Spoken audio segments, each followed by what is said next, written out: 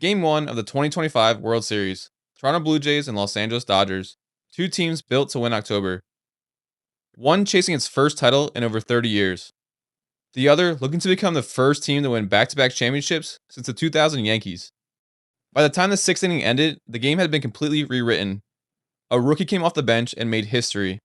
A bullpen imploded in real time, and the Dodgers, who had chances early, watched it all slip away in one unforgettable inning. This is Coach's Tape by Baseball Authority. And today, we're breaking down how Game 1 turned into a one-sided statement. The Dodgers struck first in the second inning off a Kike Hernandez base hit. Blake Snell looked sharp early, mixing fastballs and breaking balls, keeping Toronto's hitters off balance through the first few innings. On the other side, Trey Savage, Toronto's rookie, had to navigate early pressure. The Dodgers were aggressive. They loaded the bases with one out. This was the moment, the one that could crack the game wide open.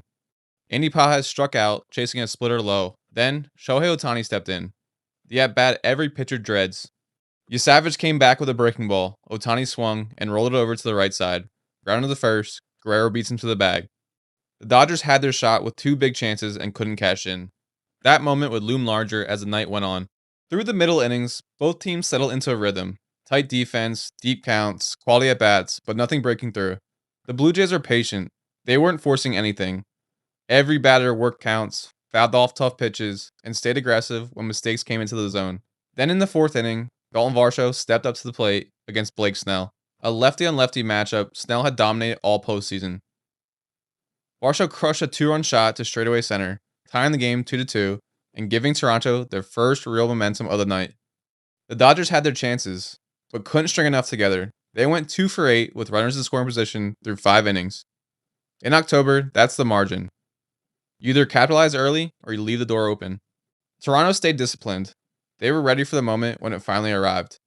The sixth inning started simply enough. Snell walked a batter, then a bloop single. Then he hit the next guy. Bases loaded, nobody out. And Snell's night was done after 100 pitches. Dave Roberts went to the bullpen. Emmett Sheehan got the call. The Dodgers needed outs.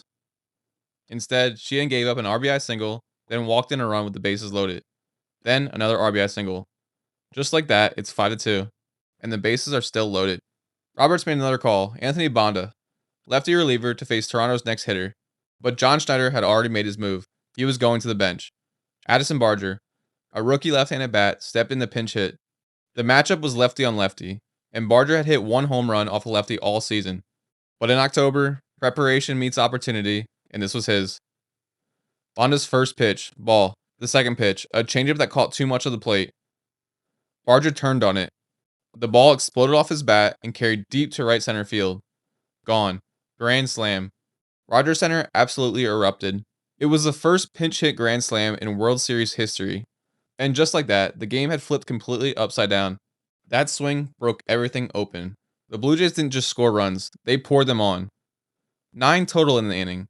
The most in a single World Series frame since 1968. Toronto kept passing the baton, base hits, walks, aggressive running, taking what the Dodgers gave them and never letting up. LA's bullpen had no answers. Every pitch felt like it was hit hard. Every out felt like it took an eternity. By the time the inning finally ended, it was 11-2, and the Dodgers were left to pick up the pieces. From there, the game was essentially over. Toronto's bullpen locked it down. The Dodgers never threatened again. The final score, Blue Jays 11, Dodgers 4. One team stayed patient and struck when the moment came. The other had chances early and couldn't capitalize. That's the story of Game 1. Not just the grand slam, but the discipline, the situational hitting, and the relentless at-bats that built toward it. A rookie off the bench made World Series history. A patient lineup turned one missed Dodgers chance into a 9-run avalanche. That's how Toronto took Game 1. Drop a comment. Who do you think is going to win the World Series?